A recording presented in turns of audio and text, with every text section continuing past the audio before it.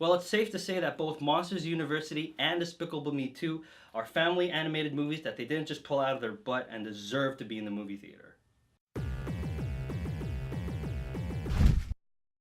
You ever encounter that kid, he's with his parents and then he goes, Daddy, can you get me the sequel to the Disney movie I really like?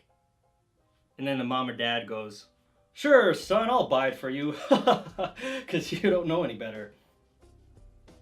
Because we all know that when Disney puts out something on Blu-ray or DVD, you know it, they just pulled it out of their asses. For example, doodle-it, doodle-it, doodle-it, doo, doodle-it, doodle-it, doodle-it, doo. Because we all know when it goes to Blu-ray, it's going to be a crappy movie, right?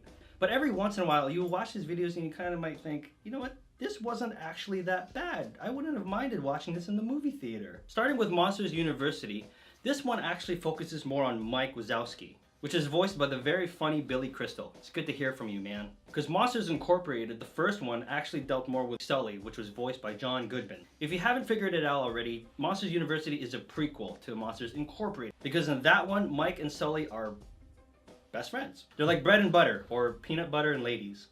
But in Monsters University, they're actually rivals. They hate each other. They're not even friends. It's kind of like Kirk and Spock in the first Star Trek. So these two-star monsters are happily enrolled into the university.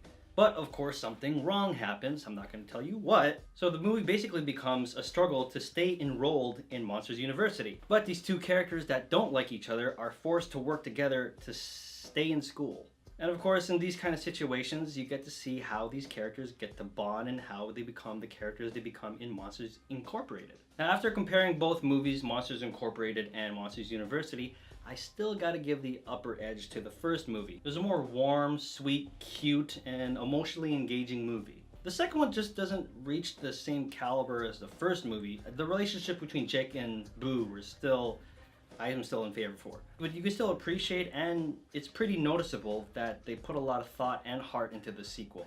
With that being said, Lou's Reviews gives it a 3.7. Now, Despicable Me 2. Now, the first one came out in 2010, and this was a surprise hit. I honestly didn't hear about it, and I didn't get it at first, but it just started to grow on me. There's Gru, the Minions, and then the little girls, Margot, Edith, and Agnes. The most unsuspected person, a villain, inherits these three girls and slowly becomes their father. It was very emotionally engaging, a lot of character development, and I loved it. In terms of the sequel and their grand task of trying to top the original, they definitely moved in the right direction. In terms of scale, comedy, ridiculousness, cuteness, and heart. This is where Kristen Wiig's character, Lucy, kicks in, and she actually looks a lot like Lois from Family Guy. Am I going crazy or what?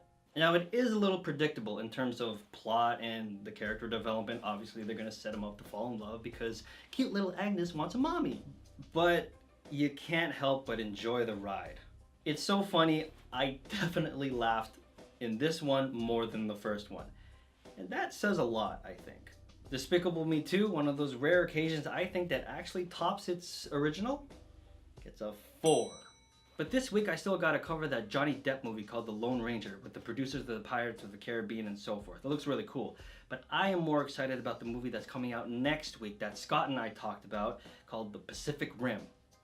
But if you like what you've seen here so far and you want to see more videos, just look down below, like and subscribe, and you're good to go.